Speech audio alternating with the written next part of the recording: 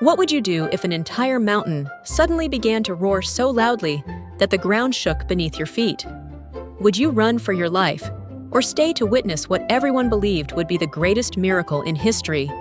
Today, we're traveling to a quiet little valley where one mysterious mountain sends an entire village into a frenzy of wild guesses, impossible predictions, and hilarious misunderstandings. But when the truth is finally revealed, it's something no one saw coming. So, let's begin. Long ago, beside a peaceful valley, stood an enormous mountain that had watched over the land for centuries. It was so tall that its snowy peak disappeared into the clouds, and so wide that travelers joked it needed its own weather forecast. Life around the mountain was usually calm. Farmers worked in the fields, shepherds tended their sheep, children chased butterflies, and merchants crossed the valley every day. But one peaceful morning, boom! A thunderous roar echoed across the valley. The ground shook, trees swayed wildly, birds burst from the forest like feathery fireworks. "What was that?" shouted a farmer, dropping his basket of apples. "My cabbages!" cried another, hugging his vegetables as if they were priceless treasures. The mountain let out another deep rumble. Groom! The villagers stared in horror. "I've lived here for 70 years, said old Martha, "and I've never heard anything like this." "The mountain must be waking up," gasped a shepherd. "No," whispered another. "I think it's giving birth." Within minutes, the rumor spread faster than a squirrel chasing free nuts. "The mountain is having a baby. The biggest baby ever. It'll probably be taller than the clouds." People came from neighboring villages carrying picnic baskets, stools, blankets, telescopes, and even sketchbooks. "If history is being made," one painter declared proudly, "I'm going to paint it before anyone else." A baker arrived pushing a cart full of fresh bread. "If thousands are coming," he smiled, "someone's going to get hungry." A merchant quickly unfolded a table. "Commemorative mountain baby mugs. Buy now before they're legendary." Another man sold tiny wooden toys shaped like giant mountain babies. Business had never been better. Children ran around pretending to be baby mountains. "Grrr!" one little boy growled. "You're doing it wrong," laughed his sister. "Mountains don't crawl, they wobble." Even the village dog joined the excitement, barking proudly at every rumble as if he were personally responsible for protecting everyone. Hour after hour, the mountain continued roaring.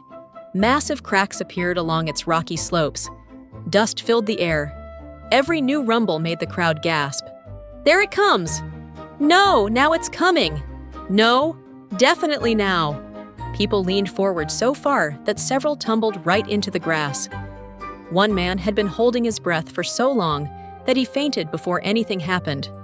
Another proudly announced he had calculated the size of the mountain's baby. It should weigh approximately 20 million elephants. "Only 20 million, his friend replied. "I guessed at least 30. Everyone laughed. The excitement grew with every passing minute.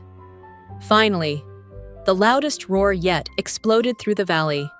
Boom! Huge clouds of dust shot into the sky.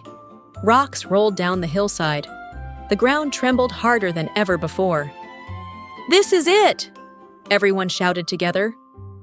The villagers held their breath. The dust slowly settled. Silence. Nothing moved.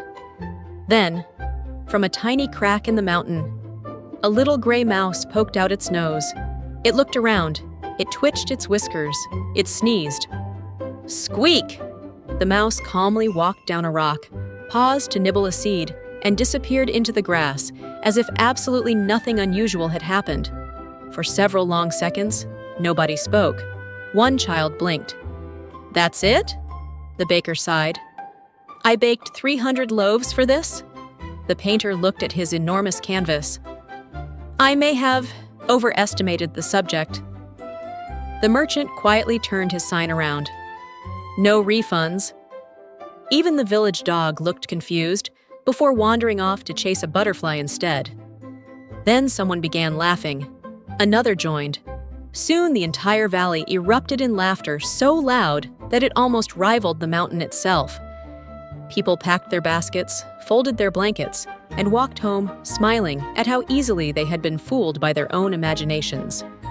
Old Martha chuckled as she shook her head. "I suppose," she said, "the mountain made enough noise for a giant, but all it really produced was a mouse." And just like that, all the roaring, trembling, and endless excitement came down to one tiny little mouse. Funny, isn't it? We often expect the biggest noise to bring the biggest results. Yet, time and again, life reminds us that appearances can be wonderfully misleading. So before you believe every grand promise or dramatic prediction, pause for a moment and wait for the outcome. Because in the end, it's not the size of the expectation that matters. It's the truth that follows.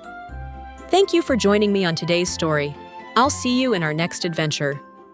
Until then, take care and keep the stories alive.